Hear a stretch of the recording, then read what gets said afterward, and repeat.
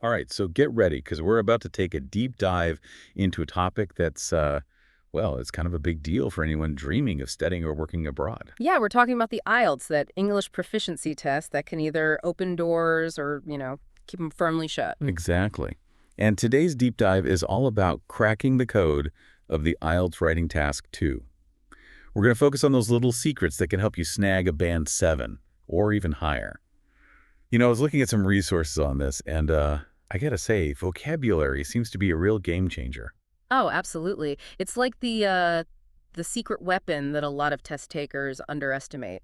You can have perfect grammar, but if your vocabulary is bland and basic, you're not going to impress those examiners. Right, because basically what we're trying to do is show them that we can use English, like a native speaker would, right? Exactly. And one of the best ways to do that is through paraphrasing. It's not just about swapping out a few words here and there. It's about showing them you can take an idea and express it in multiple ways using different vocabulary and sentence structures. So, like, instead of just repeating the question back to them, we're going to kind of jazz it up a little. Exactly. Let's say the question asks you to discuss both views on a certain topic.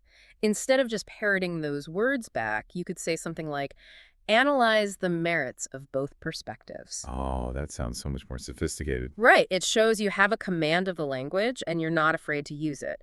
And speaking of using language effectively, another thing that's super important is using topic-specific vocabulary. Okay, can you elaborate on that a bit? Sure. So let's say you're writing an essay about technology. Instead of using general terms like good or bad, you could use words like innovative, groundbreaking, disruptive, or even detrimental. Right.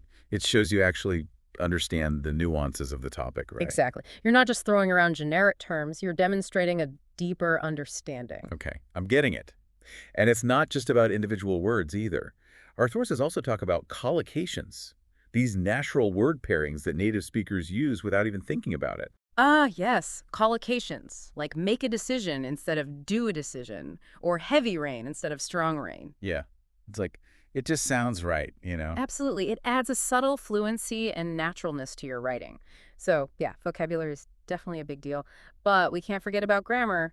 You need a solid grammatical foundation to build on. Right, right. Because even the most impressive vocabulary won't save you if your sentences are all jumbled up and full of errors. Exactly.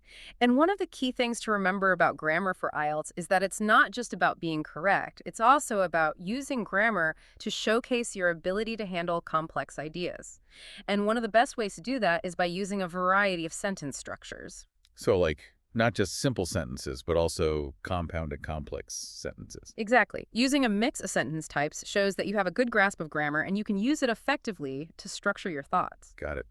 Now, one thing that always trips me up is the passive voice. Like, I always thought it was something to be avoided. But our sources actually suggest using it strategically in IELTS writing. Yeah. The passive voice, it's often seen as a bit of a no-no in writing, but it can actually be very effective in certain contexts. Okay, so when would we want to use it? Well, the passive voice is particularly useful in formal writing, like academic essays. It can help create a more objective and impersonal tone. And it's also useful when the action itself is more important than the actor, right? Yes, exactly. So instead of saying the government implemented a new policy, you could say a new policy was implemented. Uh-huh, I see. So it's not about avoiding passive voice altogether, but rather knowing when and how to use it effectively. Exactly. So for all of you out there who are gearing up for the IELTS, remember, mastering both vocabulary and grammar is like having the keys to the kingdom. It's true. And don't forget, these skills aren't just for the IELTS. They're valuable for your academic and professional life too. Absolutely. Keep practicing, keep exploring these concepts, and you'll be well on your way to achieving that Band 7 plus score. And, well, who knows what amazing opportunities await after that. Good luck in your journey, everyone. Best of luck.